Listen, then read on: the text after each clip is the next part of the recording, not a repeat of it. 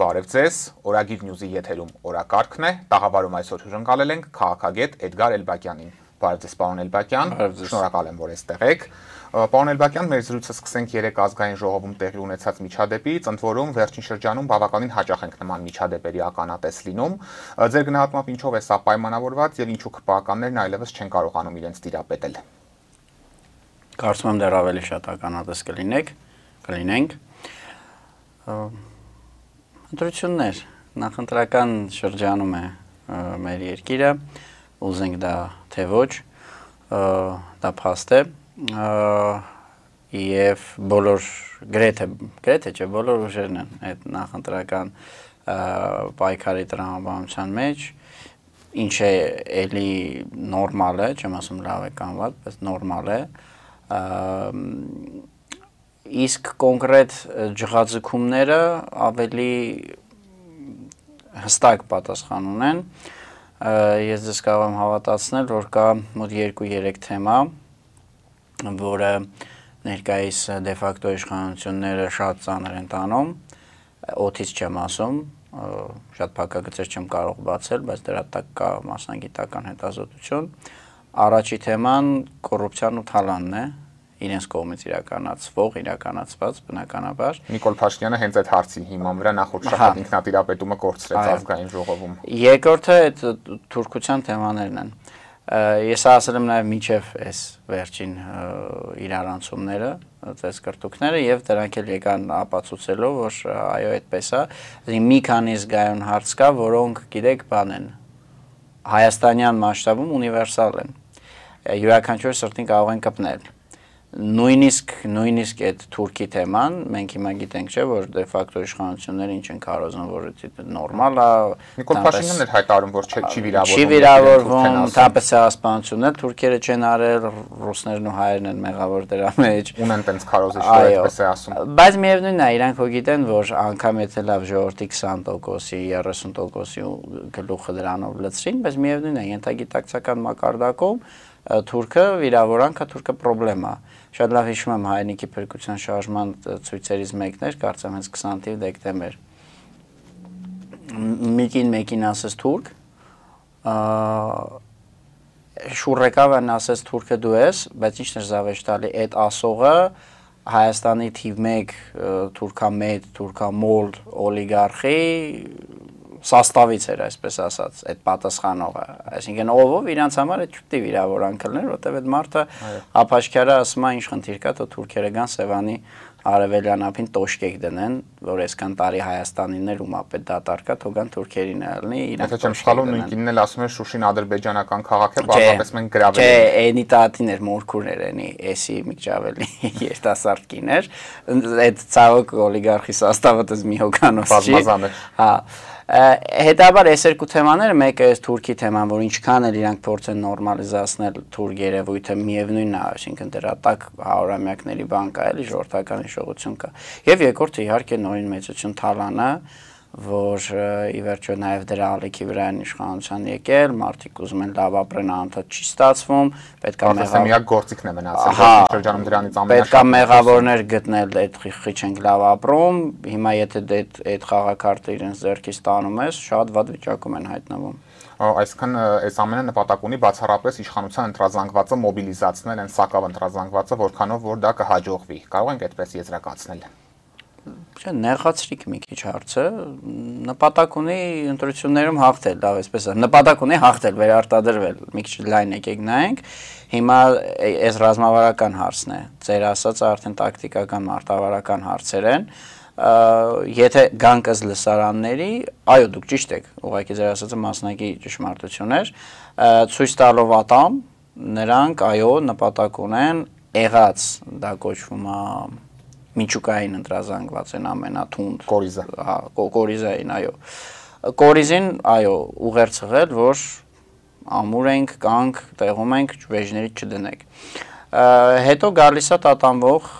երկմտող ընտրազանգվածը, նայած ոնց, եթե հնարավոր լինի այդ ընտրազանգվածի մի մասին բերել իրենց մոտ, ագրեսիայի հաշվին, մի մասին գոնե էլի ագրեսիայով վախի հաշվին ստիպել, որ այն մյուս ճամբար չգնան, էլի նախկինները կամ պատերազմ կլինի մոտավորապես։ Հա, կամ շարժ փորձանքից հեռու գործ չունենք, սրանք իրար են ուտում, նստենք տանը, ոչ ընտրության գնանք, ոչ առավելյաց միտինգի գնանք եւ այլն։ Այսինքն սա էլ կոչվում է ապաթիայի ստեղծում եւ ապաթիայի կառավարում։ Ձայներ փոշիացնելու նպատակով։ Այո, նախ որ ձայները չլինեն, դա փոշիացումն էլ առանձին է։ Փոշիացումը դեռ կտենակ, կարող մի 30 ուժ առաջադրվի։ Ինչպես 21 թվականին դրա մոտավոր պատկերը տեսանք։ 24-ը չէր։ Մոտավորապես, մեկն էլ հետո ինքնաբացարկայից չմասնակցեց, բայց միայն երկուսը կարող է։ Ես չեմ որ Հայաստան դաշինքի կարծեմ վերջինները 24 էր ոնց որ, հենց որ հա։ Պարոն Էլբակյան, իշխանականները բավականին անհանդուրժող կեցվածք են դրսևորում իրենց ընդդիմախոսների նկատմամբ, հայտարարում են, որ ոչինչ անպատասխան չեն թողնելու, նույն կերպ են պատասխանելու, բայց զարմանալիորեն նույնը չեն անում Ադրբեջանի նախագահի վիրավորանքների դեպքում, որոնք շատ հաճախ հենց իրենց են ուղղված։ Ըստ ձեզ մենք ինչու նույն մոտեցումը չենք տեսնում Ալիևի վիրավորանքների դեպքում եւ համարժեք պատասխանի դրանք չեն արժանանում։ Եթե կարճ, որովհետեւ Ալիևյան եւ Էրդողանական, ադրբեջանական եւ թուրքական իշխանությունների դրածուն են իրենք Հայաստանում։ Եթե շատ կարճ էլի ուղղակի ձեր լսարանին նաև ծանոթ չեմ, չգիտեմ ինչ աստիճանա պետք է միտքը բացել։ Եթե փորձենք բացել, ապա այս իշխանության մնալը ներսը թողնենք մի կողմ, արտաքին գործոնները ուղղակիորեն կախված են Թուրքիայի եւ Ադրբեջանի վերաբերմունքից եւ բարեհաճությունից։ Սրանք այն գործոններն են, այս երկու երկիրը, որոնք թույլ են տալիս այս իշխանություններին վերարտադրվել։ Այդ դուք նոր խոսում եք պատերազմի վախից։ Այդ պատերազմի վախը որտեղից է ով պիտի պատերազմ սկսի մեր դեմ։ Թուրքերը Ադրբեջանի տեսքով, չէ՞, Ադրբեջանի ձեռով։ Հետեւաբար իրանց շահերը ուղիղ համեմատական են։ Եթե Ադրբեջանում դատում են ճակերտավոր դատում են, իրանք ով են որ դատեն, ուղղակի պատանդ են վերցրել եւ հաշվի հարդար են տեսնում հայ ռազմաքաղաքական էլիտայի նկատմամբ, այդ նույնը տեղի ունենում Հայաստանում, այտենց խոշոր դրամաչափի բան չկա, էլիտայի ներկայացուցիչ չկա, որ վրան դատական գործ չլինի։ Ձեռնտու է Ադրբեջանին, որ այդ մարդիկ լքեն քաղաքական եւ նաեւ ինչու ոչ պատմական թատերաբեմը ձեռնտու է, նույնը ձեռնտու է իշխանություններին ձեռնտու է։ Իրենց շահերը բնականորեն եւ կառուցվածքայինորեն նույնացած են, հետեւաբար մեկը մյուսին ինչի պիտի բան անեն։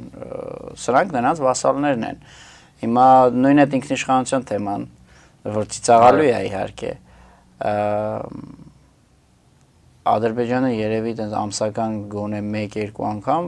անում է հայտարարություններ, հələ քայլերի մասին չեմ խոսում, որոնք Հայաստանի ինքնիշխանության դեմ են։ Մենակ ով է հիշում, որ ժամանակին 3 տարի առաջ մոտավորապես այս օրերին Ալիևը հայտարարեց, որ Հայաստանը չպիտի ունենա բանակ եւ չպիտի ունենա 4 միլիոն բնակչություն։ Չնայած որ դա գրված է կառավարության ծրագրում, Ալիևը տենց է ասեց, այդ 22 թվականի ապրիլն էր, հələ արտահերտ ընտրությունները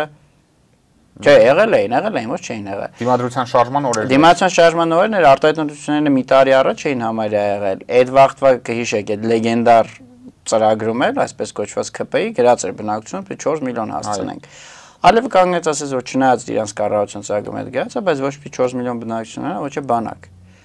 Այդ ինքնիշխանության բան չի, ոտնահարում չի։ Գնված սպառազինությունն էլ պահանջում է, որ վերադարձվի։ Հիմա էլ այդ են ասում, ըստ որում այդ նույնիսկ ծախող երկրի գործերին միջամտել է, էլի, Հայաստանը մի կողմ այս դեպքում։ Չէ, նենց որ այդ հարցը լավ է, որ հարցերի փոքր բարձրաբանեցին, բայց իր պատասխանը շատ բարձր է։ Այս իշխանությունները բառարանային, ոչ թե գեղարվեստական, այլ բառարանային իմաստով թուրքահապատակ են։ Նիկոլ Փաշինյանը մայիսի 9-ին Մոսկվայում մասնակցում էր հայրենական մեծ պատերազմի 80-ամյակին, հաղթանակի 80-ամյակին նվիրված զորահանդեսին, սակայն վերջինս կարելի ասել խայտառակ ընդունելության արժանացավ, Ռուսաստանի նախագահը առհասարակ վերջինիս հետ հանդիպում չունեցավ։ Ինչ եք կարծում, ինչով էր պայմանավորված այս ընդունելությունը Հայաստանի ղեկավարի համենայն դեպս։ Այս լավ հարց է, վատ հարց չի։ Ուղղակի շատ ծավալուն է։ Ձեզ որ կողմն է հետաքրքիր։ Ինչով է պայմանավորված, որ Հայաստանի ղեկավարը, միշտ գիտենք, երբ որ Ռուսաստան այցել է ունենում, Ռուսաստանի ղեկավարի հետ առնվազն հանդիպում ունենում է պաշտոնական աշխատանքային, իսկ այս անգամ մենակ այդ արարողակարգային լուսանկարներ եւ զորահանդեսին մասնակցությունը։ Դե մասնակցությունը չէին գաղ չհրավիրել, այսինքն թղթի վրա դեռևս դաշնակից երկրներ են, ռազմավարական դաշնակից երկրներ են, ուզեն պիտի հրավիրեին։ Իսկ ու նաև ըստ արարողակարգի ուզեն առաջ շարքում պիտի բան անեին նստացնեին, թեպետ այդպես մի փոքր կիսա առաջի շարք էր իր եւ հենց Լուկաշենկոյի կողքին սա էլ էր ընդգծված դե այնտեղ շատ մարդ էլ չկար այդ ոնց որ նեղ կազմներ էլի ԵԱՏՄ ԱՊՀ մի խոսքով վերաբերմունքը մի քանի պատճառ ունի կա անձնական նաեւ պատճառը որ իհարկե երկրորդական է բայց նույնպես կա առանձնապես լավ հարաբերություններ չունեն Վլադիմիր Պուտինը եւ ձեր հիշատակած անձը ավելին Պուտինի կողմից կա ներքին հրահանգ որ հնարավորինս ամեն ինչ արեք որ իր այդ ես քիչ հանդիպեմ կամ ընդհանրապես չհանդիպեմ իհարկե այդ դեպքը չէր ուզեր պիտի գոնե այդպես դեմքը ոնց որ տեսներ բայց հենց հանդիպում առանձնազրույց չեղավ եւ ավելի լուրջ պատճառը կա իհարկե դե օրակարգ չկա հայ-ռուսական հարաբերությունները մեռած են թաղած չեն խորքային առումով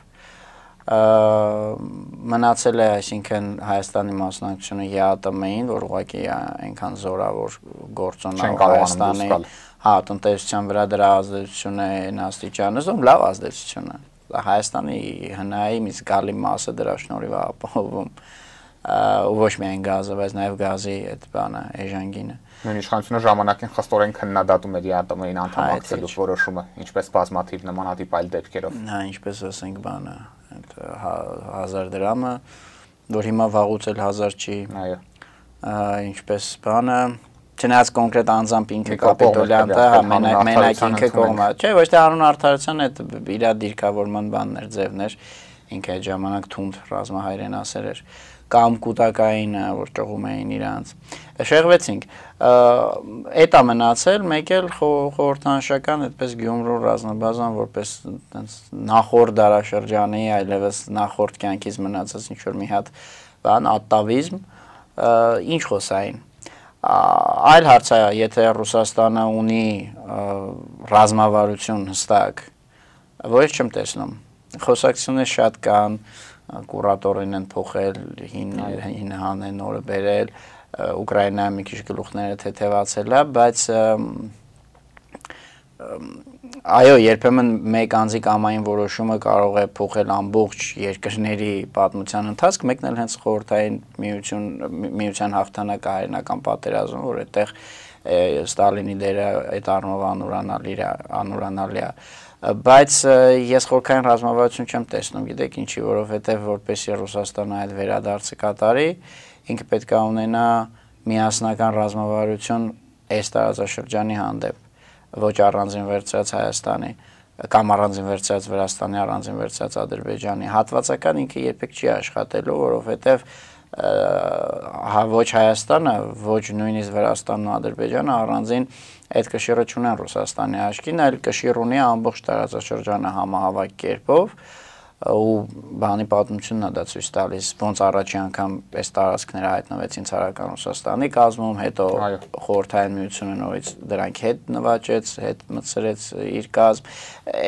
միշտ մի փաթեթով է լինում։ Այս բանը ես համահավաք ռազմավարություն հարավային Կովկասի հանդեպ չեմ տեսնում, ինչ տեսնում եմ դրանք հատվածական բաներ են ամեն երկրի հետ հարաբերություններում ինչ որ մի իրենց ընկալմամբ առաջ խաղացում դրական բան ունենալու այդպես չի աշխատելու Իսկ այնուամենայնիվ մամուլը գրում էր որ Փաշինյանը փորձելու է Ռուսաստանում իր վերընտրվելու երաշխիքները ստանալ առնվազն գոնե որ Ռուսաստանը չխանգարի դրան մենք այս ընդունելությունից կարող ենք եզրակացնել որ առնվազն սա իրեն չի հաջողվել անել Դե ում հետ պիտի հետ ստանար Պուտինի հետ պիտի ստանար ոնց որ դեպ նաև 2021 թվին որ Պուտինի հետ է խոսացել այդ թեմայով քարտուղարով հետ չի խոսալու դե հիմա իշխանով մեզ հայտնի չի եղել հանդիպում դրանից հետո իր վերադառնալուց հետո սկսվել է նացիզմի ռեստավրացիա այսպես կոչված հմեկի եթերում Mēs համոզում եմ, որ Գերմանիայի հաղթանակի դեպքում միացյալ Հայաստան կունենայինք։ Դե մեզ համոզում են, որ մենք մեր ամբողջ կյանքը պատմությունը սխալ ենք ապրել, որտեղ հաղթանակ կա, մենք դրա հետ կապ չունենանք, մեր պարտությունն է պարտվածի կողմը բռնելն է։ Շատ վատ շուրթերով։ Այո, շատ վատ անասնական քարոզ է, հա, այդ ճիշտ նկատեցիք։ Իրոք անասնական ինքնասպանական քարոզ է, բայց ինչ էինք խոսում, շեղվեցինք Հա, ես չեմ կարծում, որ այդ բաները ստացել է, ավելին եթե Ռուսաստանը հիմա լավ վատ իմ գնահատմամբ չկա միասնական ռազմավարություն, դե այ քեզ բան հիմա իրանց գնահատում կարող է իրանք ունեն, եւ եթե իրանց գնահատմամբ իրանք ունեն եւ աշխատում են այդ ուղղությամբ, շուտ է դրա մասին խոսալ։ Հիմա օրը կգա, կորոշեն 21 թվին էլ, այդպես չի որ մի տարի առաջ, կես տարի առաջ են ինչ-որ այդ թեման բացվել։ Ես սխալվում ապրիլին էր ընտրություններից առաջ հենց մեկնել Ռուսաստան եւ հանդիպումներ ունեցել Ռուսաստանի ղեկավարության հետ։ Հա, այդ կողմերն էր ապրիլ-մայիսին էր։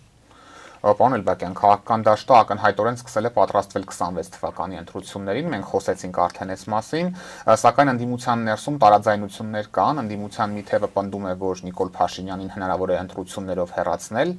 իսկ մյուս թևն էլ սա ընդունելի է համարում եւ պնդում, որ կարող է այս դեպքում կրկնվել 21 թվականի սցենարը։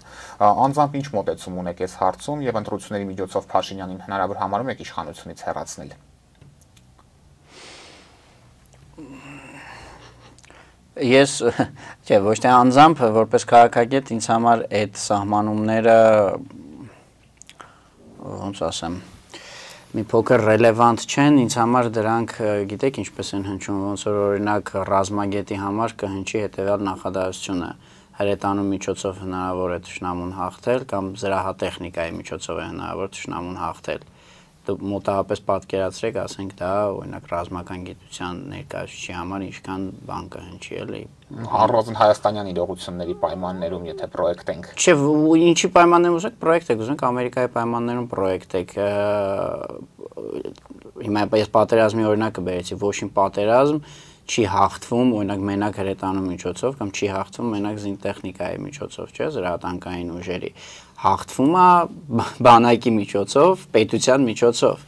Հիմա նույն ձևել իշխանապողությունը, այսինքն մի էլիտայի հաղթանակը, եթե քյասար ձևակերպենք, մի էլիտայի հաղթանակը, կոնտրէլիտայի կամ անտիէլիտայի հաղթանակը իշխող էլիտայի հանդեպ։ Դա տեղի է ունենում քաղաքական համալիր, համազորային պայքարի արդյունքում գետնի վրա փոխելով ուժային հավասարակշռությունը։ Հիմա դրա վերջնական արտահայտությունը ոնց կլինի։ Կլինի նենց ոնց եղավ 18 թվին, 18 թվի իշխանապողությունը ոնց եղավ, տեխնիկապես դա եղավ ազգային ժողովում քվեարկության միջոցով, չէ։ Թե կլինի ընտրություններով, ոնց որ եղավ օրինակ Ամերիկայում անցած տարի Տրամպի ընտրություններով արձանագրվում է ուժային բալանսի փոփոխությունը, հեղափոխությամբ արձանագրվում է ուժային բալանսի փոփոխությունը, ռազմական հեղաշրջմամբ ամրագրվում է փոփոխությունը, այստեղ խնդիրը թե դու ոնց ես այդ բանին, այսինքն հաղթանակը իրավիճակ ստեղծես գետնի վրա ասելով լայն իմաստով։ Հիմա Գերմանիան 1918 թվին, ասում Գերմանիան, Ֆրանսիան Կոմպենյան անտառում չի հաղթել Գերմանիային, Կոմպենյան անտառում ստորագրվել է այդ բանի անձնատվության հաշտության ակտը։ Ընտրությունները այդ Կոմպենյան անտառն են, Կարսի վագոնն են, բայց մինչև է տեղի ունենում պատերազմը ամենօրյա ռեժիմով, բուն պատերազմական թատերաբեմում։ Դրա համար ինձ համար էլ եմ ասում, այս հարցը հնչում է մոտավորապես այդպես, որ հրետանիով մենք կարող ենք հաղթել, թե զրահատանկային ուժերով, թե օրինակ բանով, ավելի խնդալ, օրինակ հոպով։ Ասենք հոպով դու նստես կունենանք նախքան ընտրություն։ Կարևորը որ քո ամբողջ բանակը, հա։ Եվ կարևորը ամբողջ բանակը աշխատի չեն թիրախավորի եւ այդ ամբողջը կուղեն իշխանության դեմ։ Տխուր թեմաներից եք ուզում խոսենք։ Հա, եթե սա այսպես պիտի շարունակվի, ու մի քիչ ես արդեն հələ գիտնականը դնենք մի կողմ, որպես քաղաքացի, որպես քաղաքացիական, ազգային քաղաքացիական հասարակության ներկայացուցիչ, իմ փոքր այդ երգը իրավունքը ունեմ բանի, ինչ-որ օդում կախված բան դժգոհության, սրտնեղության, որ այո, եթե այսպես շարունակվելու է, ապա ինչ ընտրություն, ինչ impeachment, ինչ փողոց, ինչ զանգված, ինչ գեներացիոն չի լինելու արդյունք, որովհետև իշխանությունները ունեն անհամաչափ դիսպրոպորցիոնալ մեծ ռեսուրսային պաշար, դա եւ արտաքին աջակցությունն է, եւ արտաքին ընդունելությունն է, ասենք են տարբեր բաներ։ Ասենք կապիտուլյանտը որ պահին որ երկրի նախագահի հետ ուզի, կարա հեռախոսազույց նշանակի։ Ու ինչ որ ողջամիտ ժամկետում խոսան էլի հետը։ Սա էլ է ռեսուրս։ Էլ չեմ խոսում արդեն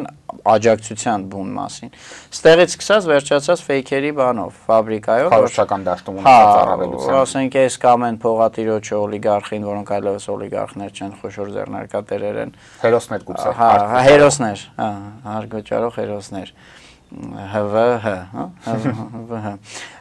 վզներին դնում են, ասում են այսքան դիմուցվեք, ասենք ֆեյքերի ֆաբրիկայի բանին, ընդ ոչ հարկ կա, ոչ բան կա, խուժան սև բյուջեով, այդ անում են, իրանց գործը առաջ են տանում, հիմա որոշ բաներ նույնիսկ ավտոմատացրել են, օգտվում են այս ժամանակակից տեխնոլոգիաներից։ Հիմա սրա դեմ դուրս գալ պառակտված ճակատով, կան իշխանությունները ոչի բանը չանեն։ Սենց ուղղակի մասնակցեն ազգային ժողովի բաներին, վեճերին, որպես մի կողմ, այդպես իրանց բանը ինչ-որ ռեյտինգը պահեն։ Ուղղակի ավելի շատ ձայն ստանան, քան 21-ին նման իրավիճակում։ Եկեք այդ կանխատեսումների դաշտ չմտնեն, որտեվ ինչ-ինչ ամեն դեպքում փոքրիկ դրական բաներ էլ կան, իրանց բավարարանի շփահակային ընկածա եւ այստեղ եկեք ամեն դեպքում արժանին մատուցենք մեր լայն առումով ազգային դաշտին բոլորս դրա մեջ, բայց եկեք սրան էլի նայենք, որ եթե այդպես կիսապառակտված վիճակով այդքան է հնարավոր եղել իջացնել իրանց բանը վարկանիշը իշխանությունների, բա եթե լիներ միասնական ճակատ, Գյումրիում մենք տեսանք դրա արդյունքները։ Գյումրիում մենք մասամբ տեսանք դրա արդյունքները։ Ես երևի եզակի մարդկանցից եմ, փոքրամասնությունն է այս դեպքում, որից ընդհանրապես չեմ նեղվում, որ լավատես եւ խանդավառ չեմ Գյումրու ընտրությունների այդ ամեն ինչով, որովհետեւ գիտեք, ես այդտեղ ոչ թե տեսնում եմ մոդելը, միկրոմոդելը 2026-ում ազգային դաշտի, ազգային ուժերի հաղթանակի ընդհակառակը։ Ես այդտեղ տեսնում եմ միկրոմոդելը նրա պարտության։ Ոնց եղավ ի վերջո, հիշում եք այդ սաղ պրոցեսը, այդ օրերի, ինչ որ չգիտեմ, վիճակները, սպասումները եւ ամենակարևոր գործոնը չմոռանանք, որ առաջի տեղ միևնույն զբաղեցրել էր իշխանության բանը, տեխնացուն, եւ երկրորդ չմոռանանք, որ թիմ ընտրությունները չի կարելի ուղղակի էքստրապոլացնել համապետականի վրա։ Այնտեղ մարդիկ կոնկրետ ընտրում են անձերի եւ Գյումրիում եւ Փարաքարում մի փոքր այլ դասավորվածություն եթե լիներ եւ ի վերջո անցած մարդիկ Ղուկասյան Վարդանը մյուս մարդուանը չեմ հիշում իմ մեղքն Մարտուն Գրիգորյանը չէ Փարաքարցին ինչ մարդուն Փարաքարում հաղթած տեխնացուն դուք եք հիշում Վալոդիա Գրիգորյանը եթե չեմ սխալվում երևի եթե ինչ որ մի կոնֆիգուրացիա ստացվեր այնպես որ իրանք առաջադրվեին ԿՊ-ից ելի իրանք էին անցնել որտեվ թիմ ընտրությունների տրամաբանությունը մի քիչ ուրիշ է մարդիկ կոնկրետ անձի են ընտրում ուղղակի ուցր ԿՊ-ն չէր կարողացել այդ մարդկանց հավաքագրել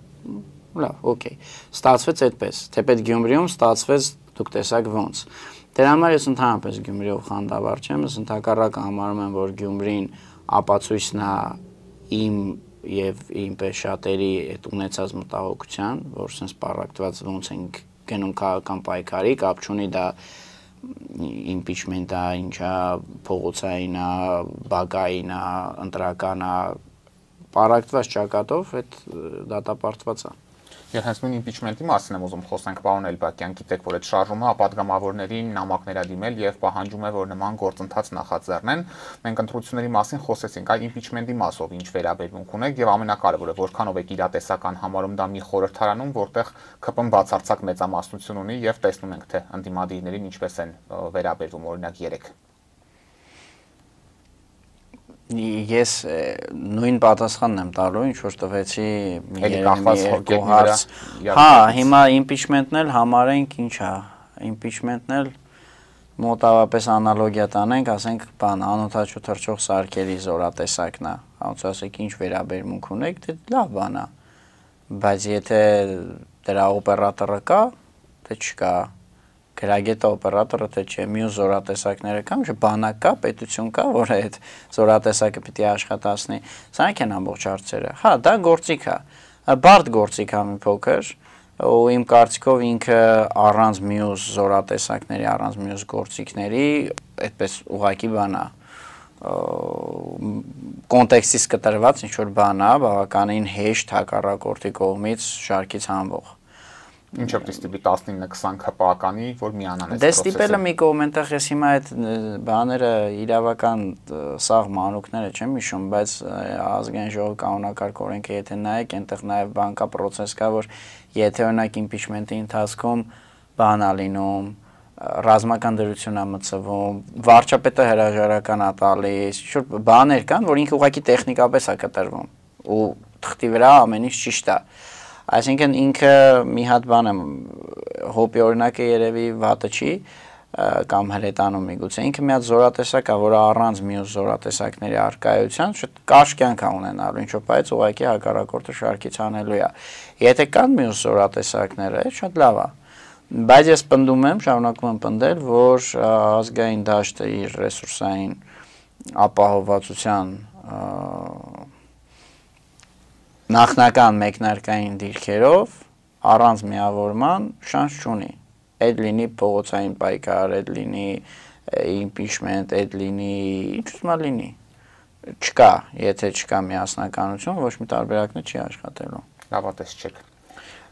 Չէ, ես շատ լավատես մարդ եմ, դժվար է ինձ լավատես մարդ գտնել։ Մի կազմակերպությունում, որտեղ ես համահիմնադիր եմ, կարգախոս ունի Հավերժական Հայաստան եւ հաջորդ տարի Շուշիում։ Իսկ թվում է այս լավատեսության գագաթնակետն է, բայց իմ լավատեսության հիմքում միշտ փորձում եմ հաշվարկը եւ այդ իրատեսությունը, պրագմատիզմը չկորցնել։ Հիմա էս է, այսինքն պետք է վիճակը ճիշտ հասկանալ։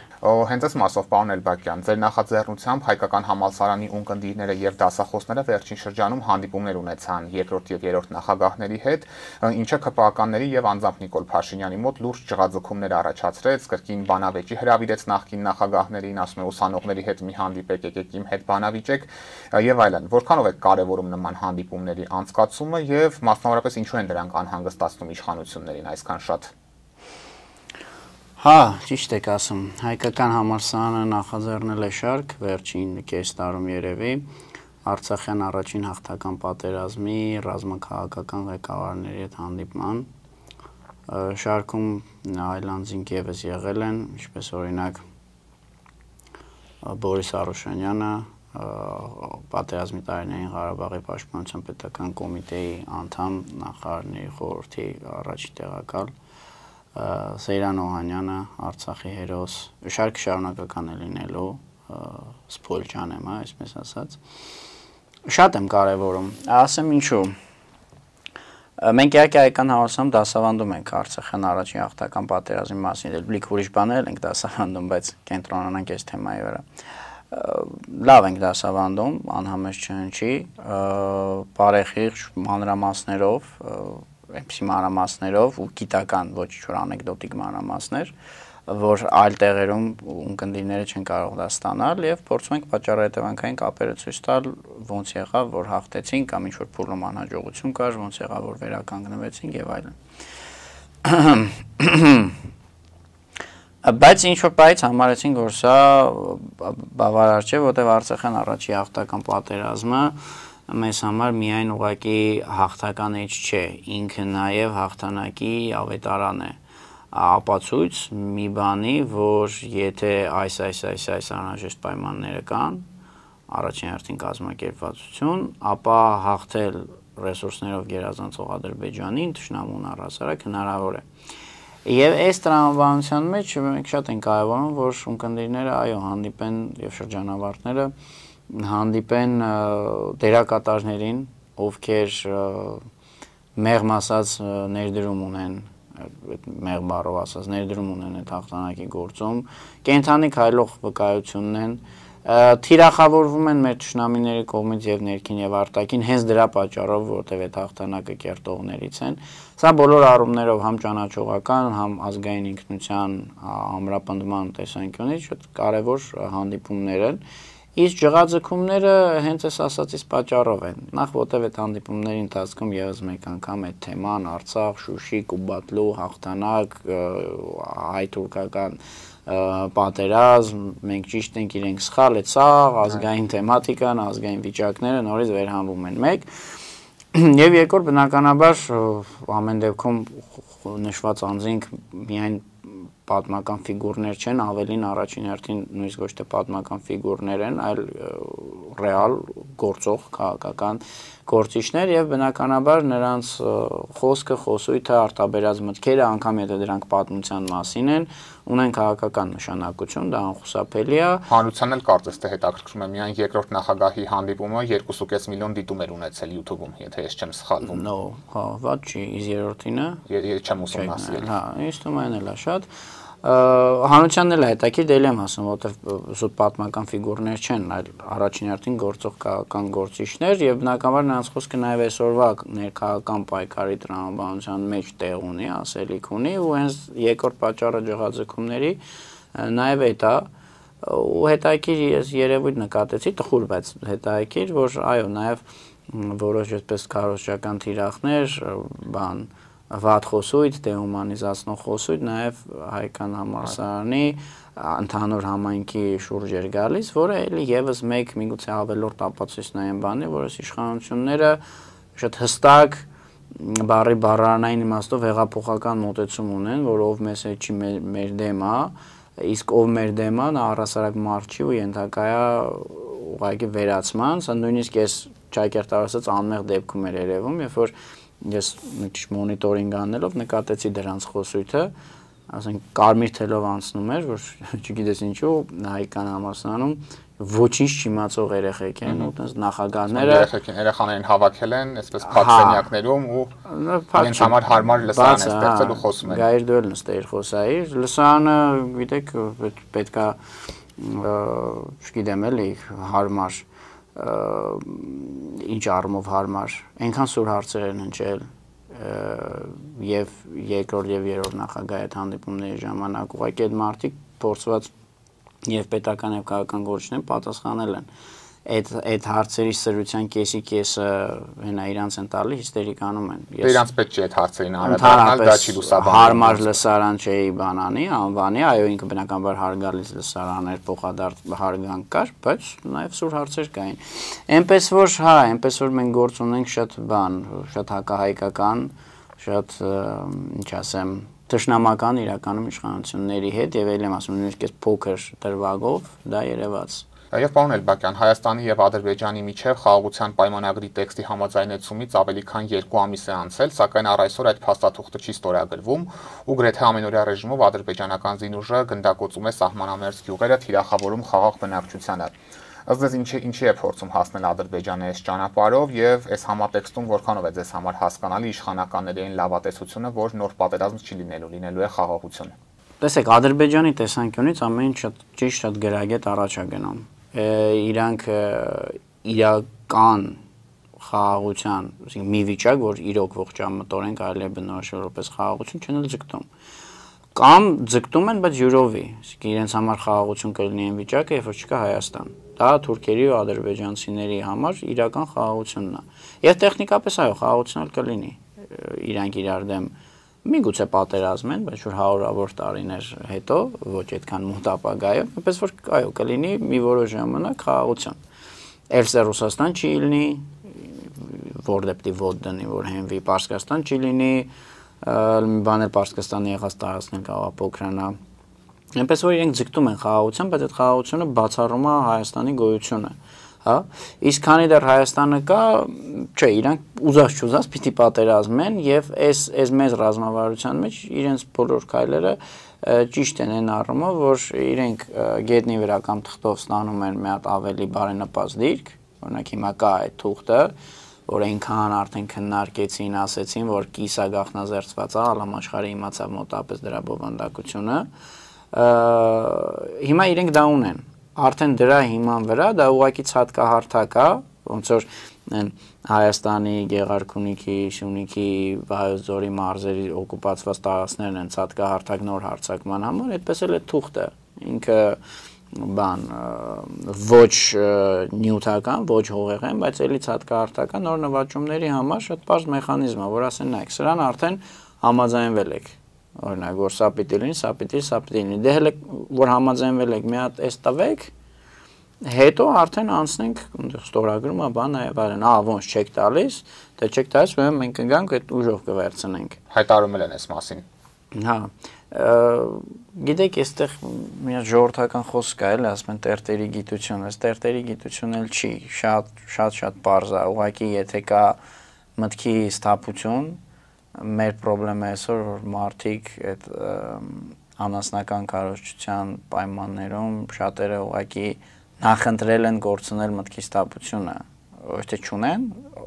հոգու խորքում Հայաստանում չկա նման մարդ, որ չի հասկանում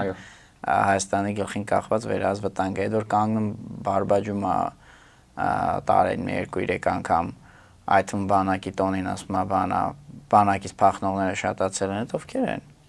խի են բանանում, խի է այդպես մեծ տոկոս դարել երեխեքին փորձել ազատել օտարի օրինականացնում են անգամ դա մեծ գումարների գնով, բայց օրինականացնում են, բայց անգամ առանց դրա էլ չէ, իրանք խոստովանում են, որ փորձում են այլ երկի քաղաքացիություն ստանալով ուղի, զարտուղի, ինչ-որ ճանապարհներով բանալ, մարդիկ բոլորը, սա իմ հաստատ համոզմունքն է հոգու խորքում, գիտեն ինչ տխուր վիճակ է։ Բայց մի մասը էլի եմ ասում, գիտակցված գնացել է այդ ընտրությանը, անջատել մտքի սթափությունը։ Հիմա եթե դա միացնում ենք, շատ պարզ է Ադրբեջանի ուզածը ինչ է, Ադրբեջանը ինչի է այս կամ այն քայլը անում։ Եթե սա անջատում ենք, դե հա արդեն կարելի է ինչ-որ Օսլայած օձիքով լակոտ-լուկուտներ կան, բան ասում են Ամերիկան Ադրբեջանին բերեց կառուցողական դաշտ, Ամերիկան չի թողնում Էրդողանն է Շոմալիևին, որ պատերազմի հա, տենց ինչ-որ ռոդ վերսիաներ կան, որ հայերն ու թուրքերը Թուրքիան իրար հետ են, Ռուսաստանը, Ադրբեջանը իրար երկուսը իրար դեմ են։ Էլ եմ ասում, մտքի սթափությունը եթե անջատեցիր, բարոյականությունը անջատեցիր, հա, ինչ այլանդակության, մտքի այլանդակության ասես կարելի է գնալ։ Իսկ ինչը կստիպի Ադրբեջանին այդ փաստաթուղթը ստորագրի, եթե ինչ իրավիճակ պետք է լինի դրա համար։ Լավ հարց եք տալիս, փորձեմ մոդելավորել, ինչ որ արտաքին ճնշում պիտի լինի, չեմ հասկանում ինչի համար ոնց խի, բայց արտաքին ճնշում պիտի լինի, որ լավ, այս բային ինչ կա, всё ֆիքսում ենք։ Բավարարվեք այսքանով։ Մոտավորապես, հա, գիտեք, մոտավորապես 1920, 21, 22, 23 թվականներին, երբ որ արտաքին միջավայրը կտրուկ փոխվեց, այս բոլոր պետությունները հայտնվեցին, խորհրդայնացվեցին, փաստացի հայելի հայտնվեցին Ռուսաստանի խորհրդային միության կազմում, քիչ թե շատ նման մի վիճակ էր, որ ասին լավ, հիմա ֆիքսում ենք ով որտեղ կա, ինչա Զանգեզուրը, հա, գնացել է Նժդեհը, լավ, դե ինչ մնացել է, այնտեղ որտեղ Նժդեհի զորքերն էին, այդ մնում է Հայաստանին, հենց այդպես էլ առաջի արձանագրություններից մեկում, երբ որ Նժդեհ դուրս եկավ Զանգեզուրից, առաջի անգամ բան եղավ, ժողով եղավ Կուբատլուի թուրքերի ու Զանգեզուրի հայ կոմունիստների միջև, այն կոմից է կոմունիստներ, այս կոմից է կոմունիստներ, հայ-թուրք, ադրբեջանցի։ Այդ առաջին նիստերից մեկի արձանագրության մեջ այդպես է գրված է նախնական պայմանավորվածություն, որ Նժդեհի բանդաներից մաքրված տարածքները մնում են խորհրդային Հայաստանի կազմում։ Ես այս փաստաթուղթը շատ եմ սիրում, որտեղ գիտեք այդ աստիճանի հարգանք, մեծարանք թշնամու հանդեպ այդ նշանակում է, որ թշնամի իրոք մի հատ մոնումենտալ ֆիգուրա է։ Այսինքն այդտեղ բառացի գրված է, որ այն ինչ որ Նժդեհը պահել է, մնում է հայերին, որտեղ ոնց փորձել են բառերը պտտել, սքողել, բայց էությունը դրանից չի փոխվել։ Այդ մնաց այնտեղ, որտեղ արդեն բանա չկա հայկական զորք, բան չա Ղարաբաղը լավ գնաց բանին, գնաց թուրքերին, մոտավորապես։ Հիմա եթե այդպիսի արտաքին ինչ-որ մի զորավոր միջամտություն լինի, որ ասեն լավ, հələ մի հատ ասեք ձեր մոտ այս բան ինչ վիճակ է, թուրքերն ասեն դե գիտեք, հեսա այս թուղթը, всё, այդ թուղթն է, դե ինչ կա ամրագրում ենք։ Բնականաբար իհարկե Ադրբեջանի սաղ այդ բռնակցումներով, բաներով, ինչ որ արդեն իրանք նվաճել են կորցրածի լեգիտիմացմամբ։ Հա, բայց լեգալացմամբ։ Բայց սա բան է, համակարգչային մոդելավորում հիշեցնող մի սցենար է, չկա այս բային համաշխարհային քաղաքականության մեջ այնպիսի նախադրյալներ, որ ասենք, որ նման պայմաններ կարող են լինել։ Ոչ մի, իդեպ ոնց որ Հայաստանի ներսում առանձին վերցրած ոչ մի ուժ միայնակ չի կարող բան անել, իշխանապողություն, ազգային իշխանապողություն անել, այդպես էլ աշխարհում այսօր ոչ մեկը չի ձգում միանձնյա հեգեմոնիայի, կամ պետքա լինի միանձնյա հեգեմոնիա, կամ պետքա լինի 2-3 մրցակից հեգեմոնների միջև պայմանավորվածություն, բաժանման, օրինակ Ամերիկան ընդունի, որ լավ Ռուսաստան ջան, այդ տարածքը քոնա, դու տեսա թե ոնց ես անում, ախորպես նայի շուխուր-մուխուր չլինի, ջարդ կոտորած բան, դա մի ձև յոլատար։